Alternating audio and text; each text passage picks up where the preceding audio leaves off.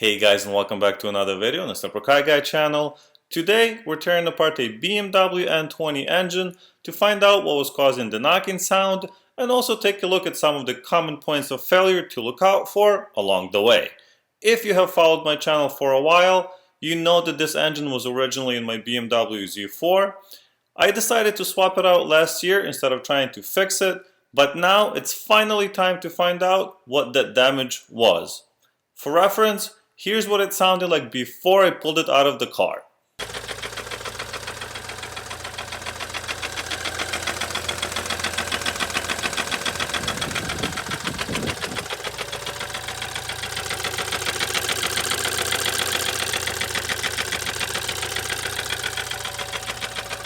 So what we have here is a BMW N20 dual overhead 4-cylinder turbocharged engine.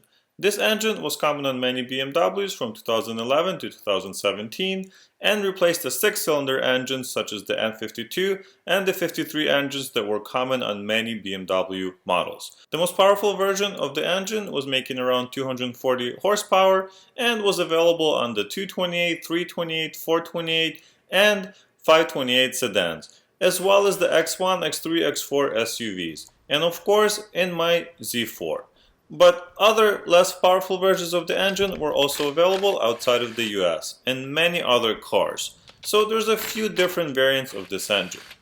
Now let's get to the disassembly of the engine, and to make things a little bit easier, the exhaust manifold, the turbo, and some of the accessories have already been removed and used on the new engine when I did the swap.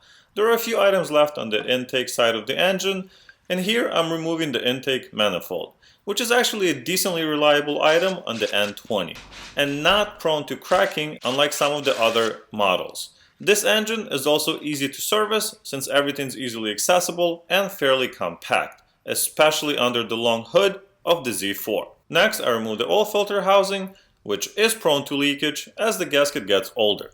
This is also a very good area to check for oil leaks when buying a car with this engine.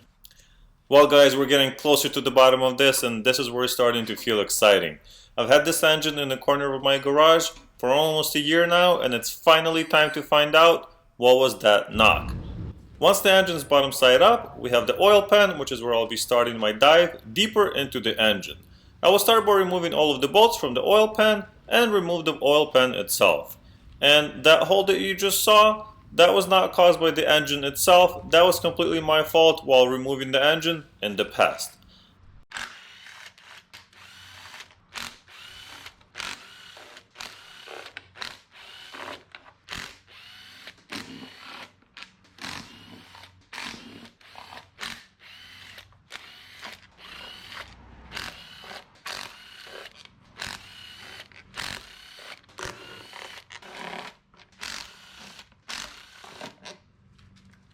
Now that all of the bolts are removed, we can remove the oil pan and see if there's anything interesting in here.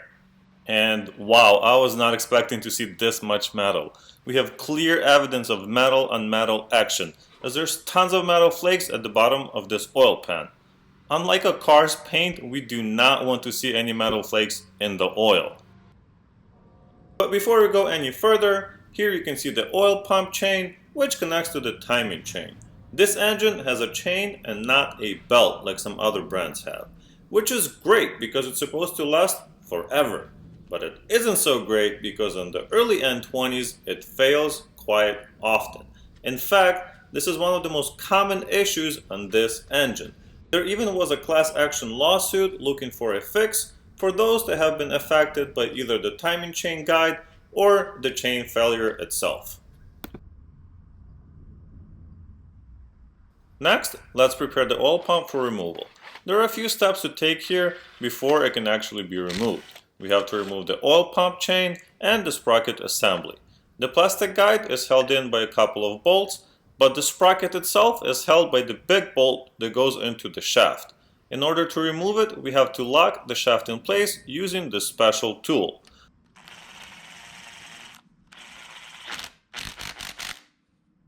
Now we can remove the main bolt and move on to the next step, which is locking the tensioner so the chain does not get in the way.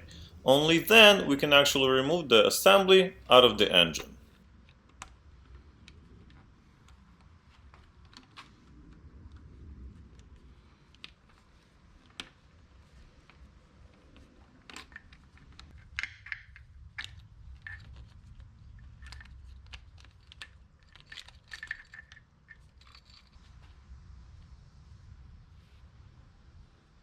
As you can see, the chain just drops into the engine, so you want to be very careful if you have to spin the engine in the future.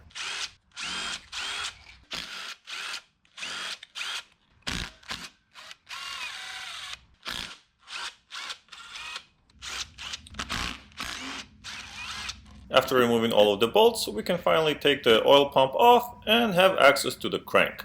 This oil pump does not seem to be a failure point on this engine unless the timing chain stretches or fails, at which point the engine will most likely get starved of oil. After doing all of this work, we finally have good access to the crankshaft and the rod bearings. This is when we find out what's been knocking on our door. Let's remove the connecting rod bolts and see what we can find.